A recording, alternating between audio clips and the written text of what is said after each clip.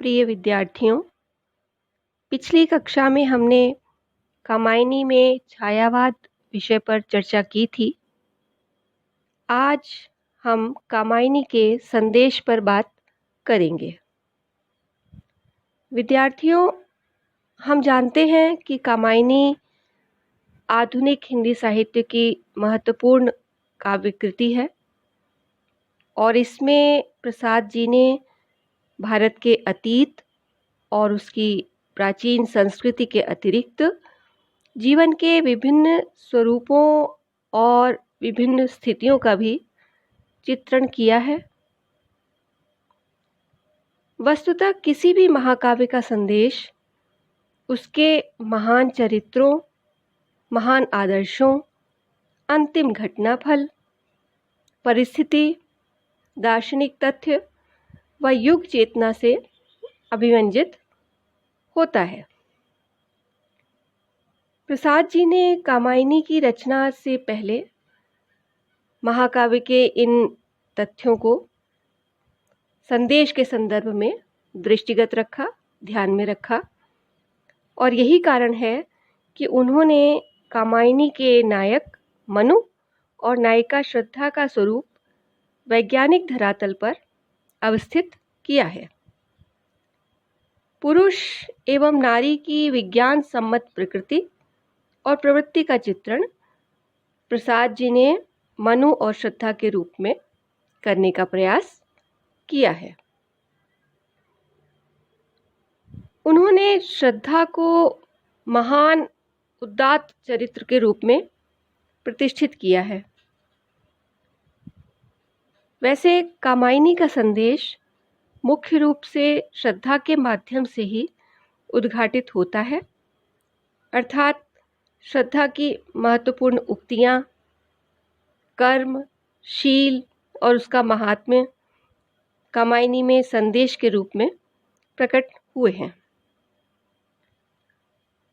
देव सृष्टि के विनाश के बाद मनु चिंताग्रस्त, किंकर्तव्य विमूढ़, निरुपाय, निराश, एकाकी अवस्था में बैठे हैं। श्रद्धा मनु को इस रूप में बैठे देखकर, इस तरह से एकाकी और निराश बैठे देखकर जीवन के वास्तविक निर्माणात्मक पक्ष अर्थात कर्म का संदेश देती है।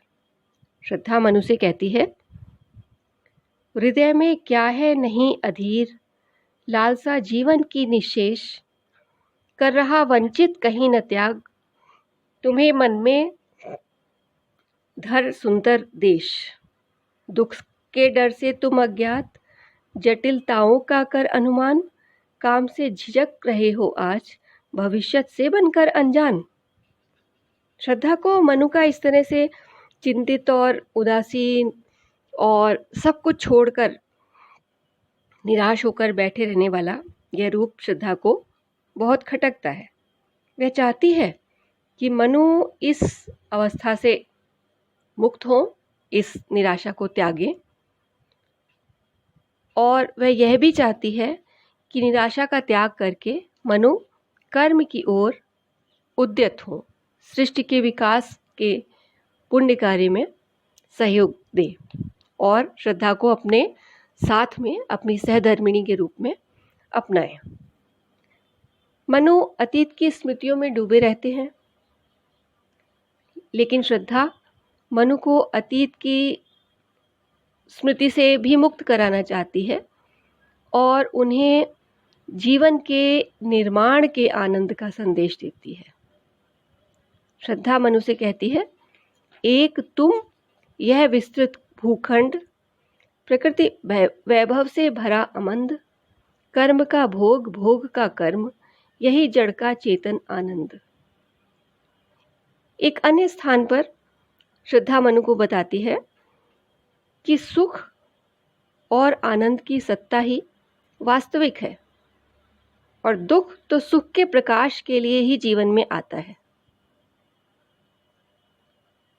अर्थात दुख सुख बारी बारी से जीवन में आते रहते हैं। यह दुख तो जीवन में सुख का आवरण बनकर आता है, जिस तरह से लहरों के ऊपर फेन छाया रहता है, उसी प्रकार दुख के ऊपर भी सुख छाया रहता है। अर्थात दुख से अलग करके सुख को नहीं देखा जा सकता। दुख से अलग होकर सुख की कोई भी सत्ता नहीं है, सुख का कोई भी अस्तित्व नहीं है।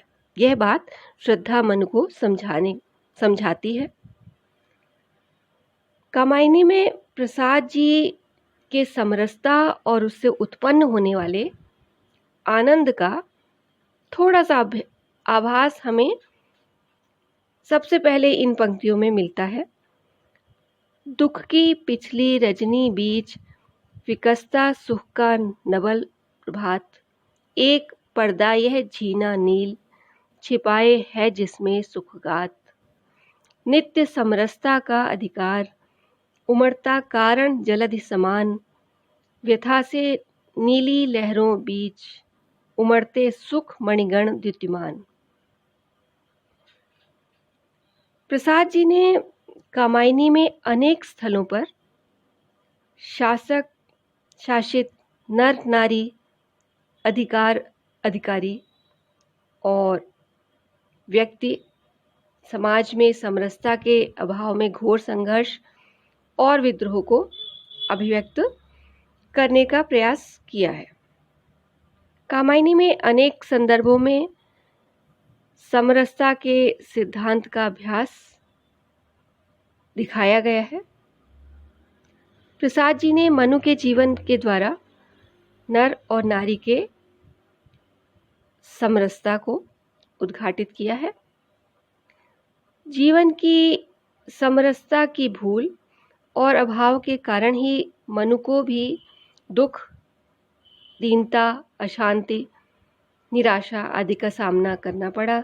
भटकाव की स्थिति भी मिली और उनकी देव सृष्टि का विनाश भी समरसता के अभाव के कारण ही हुआ। यह प्रसाद जी ने मनु के माध्यम से स्पष्ट किया है। इस संदर्भ में कामायनी में प्रसाद जी लिखते हैं, तुम भूल गए पुरुषत्व मोह में, कुछ सत्ता है नारी की, समरसता है संबंध बनी अधिकार और अधिकारी की। पुरुष के अहम और मोह में, विलासिता में और अपनी वासना की तृप्ति की आकांक्षा में मनु नारी से समरसता स्थापित करना भूल जाते हैं और यही कारण है कि वे श्रद्धा के सत्व स्वरूप समरसता की साक्षात मूर्ति श्रद्धा का दर्शन करने में समर्थ नहीं होते। मनु श्रद्धा के समरसतापूर्ण स्वरूप से जब परिचित होते हैं और उसके समरसतापूर्ण जीवन की प्रशंसा करते हैं, तो वे निसंकोच जीवन से उत्पन्न होते हुए समरसता के संदेश और शिक्षा को स्वीकार करते हैं और श्रद्धा से कहते हैं, तुमने हंस हंस मुझे सिखाया, विश्व खेल है खेल चलो, तुमने मिलकर मुझे बताया, सबसे करते मेल चलो। इस तरह से श्रद्धा मनु को प्रवृत्ति का भी संदेश देती है। श्रद्धा उन्हें शक्ति संचय कर जीवन में सफलता पाने के लिए प्रेरित करती है, प्रेरणा देती है। जीवन के कर्म क्षेत्र की सफलता ही मानव चेतना की सफलता है, मानव जीवन का उद्देश्य है और मानव की समूची प्रगति, उसके समूचे विकास और विस्तार को कवि ने श्रद्धा के द्वारा ही संभव दिखाया है। श्रद्धा मनु से कहती है, और यह क्या तुम सुनते नहीं, विधाता का मंगल वरदान, शक्तिशाली हो विजयी बनो, विश्व में गूंज रहा जयगान। इस तरह से हम देखते हैं कि प्रसाद जी ने कामायनी में मनु और श्रद्धा के रूपक के माध्यम से बौद्धिकता और भौतिकता से त्रस्त और अनेक प्रकार के संघर्षों में टूटे हुए विश्व मानव को चरम शांति का मार्ग प्रशस्त करना कामायनी का महान संदेश है। मानव के इस सांस्कृतिक उत्थान की उस अवस्था में जिसमें कि वर्ग के, राष्ट्र के, वर्ण के आदि विविध प्रकार के बंधन टूटे रहें और ईर्ष्या, द्वेष, संघर्ष के स्थान पर भौतिक और आध्यात्मिक शांति की स्थापना हो, यही बात, यही शक्ति मानव की अंतरात्मा का स्वर है, उसके जीवन की जागृत अवस्था है, उसके जीवित होने की पहचान है। इस प्रकार बौद्धिकता को श्रद्धा के द्वारा संयमित करके अखंड आनंद की प्राप्ति हो सकती है और विश्व शांति की स्थापना हो सकती है। यह प्रसाद जी ने कामायनी के रूपक के माध्यम से स्पष्ट किया है। कामायनी का संदेश आध्यात्मिक और व्यावहारिक जीवन तथा ज्ञान, इच्छा और क्रिया के बीच संतुलन स्थापित करना, सामंजस्य स्थापित करना और इसी प्रकार मनुष्य के बीच की दूरी को मिटाकर, समाप्त कर समग्र मानवता की प्रतिष्ठा करना ही है। प्रसाद जी ने कामायनी में मानव सभ्यता के आधुनिक संकट को बहुत अच्छी तरह से पहचानने का प्रयास किया है और यही कारण है कि उन्होंने अति बौद्धिकता, अति भौतिकता से होने वाले विनाश की ओर संकेत किया है और कहा है कि यह अति विकास ही मनुष्य को विनाश की ओर ले जाता है। इसके अतिरिक्त मानव के सांस्कृतिक विकास की भी सूक्ष्म व्याख्या की है और उस संस्कृति के वर्तमान संकट के विश्लेषण में प्रवृत्त होकर प्रतिकाय का उपाय भी संकेतित किया है, बताया है। प्रसाद जी ने अखंड आनंद को व्यक्ति का नहीं बल्कि समाज का उद्देश्य माना है और उसकी प्राप्ति का व्यावहारिक मार्ग भी बता दिया है। उनके अनुसार यह मार्ग बुद्धि और श्रद्धा का समन्वय है जिसके द्वारा मानव के भाग्य का उदय हो सकता है।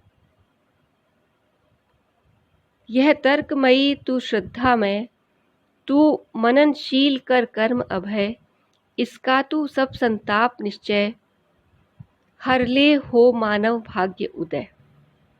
इस तरह से यह स्पष्ट हो जाता है कि कामायनी का संदेश मानव मात्र को आनंद अर्थात व्यावहारिक मोक्ष की स्थिति में पहुंचाना ही है।